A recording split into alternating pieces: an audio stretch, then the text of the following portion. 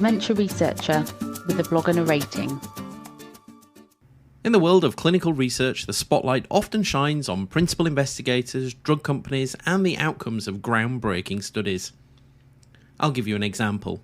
You've probably heard of Lecanemab, right? But could you tell me where the drug trial for that study happened? Who recruited the people and tested the drug?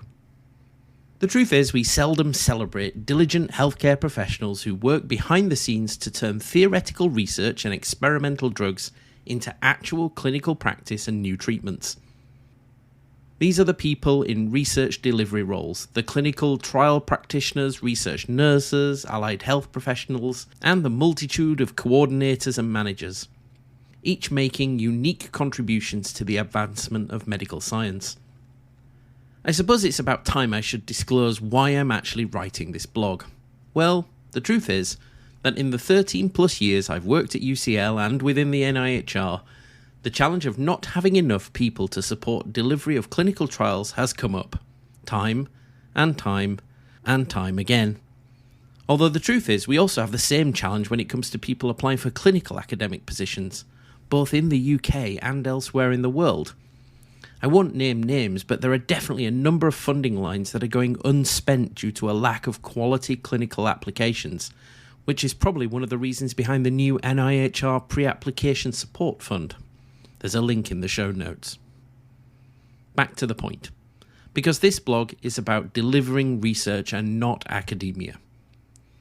Research nurses and AHPs are the backbone of clinical trials. When it comes to the human aspect of clinical trials, research nurses and AHPs often take centre stage. Not only are they responsible for recruiting patients and obtaining informed consent, but their roles extend to taking blood samples, administering study drugs, and conducting necessary tests or delivering the intervention. Their skills in patient advocacy ensure that clinical trial participants are treated with dignity and compassion throughout the entire research process. Then we have clinical trial and research practitioners, the versatile facilitators. CRPs and CTPs offer yet another layer of expertise to research delivery. Their responsibilities are as varied as taking consent, screening participants, supporting data submissions, and engaging in protocol activities. With the right training, they can even participate in more complex procedures and sample processing. Recognised by the UK Professional Standards Authority, CRPs are indeed a significant pillar supporting the clinical trials scaffold. Then we have coordinators and managers, orchestrating the research symphony. Research coordinators and study managers have pivotal roles in ensuring the seamless execution of research plans. Whether they hail from clinical or non-clinical backgrounds, their contributions are indispensable. Their duties range from facilitating local submissions for NHS approvals to ensuring that studies have adequate resources.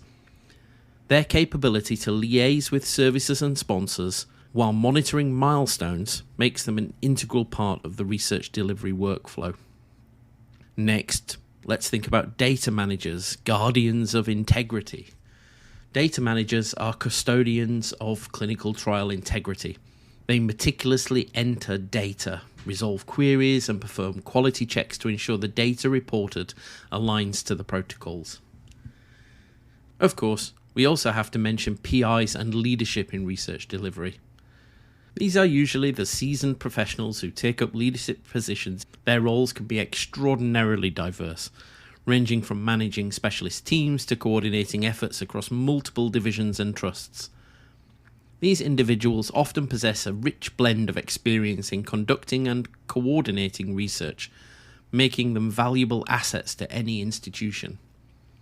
In the UK, dementia drug trials have a psychiatrist or neurologist as leads, and often a trust will literally only have one person who does this.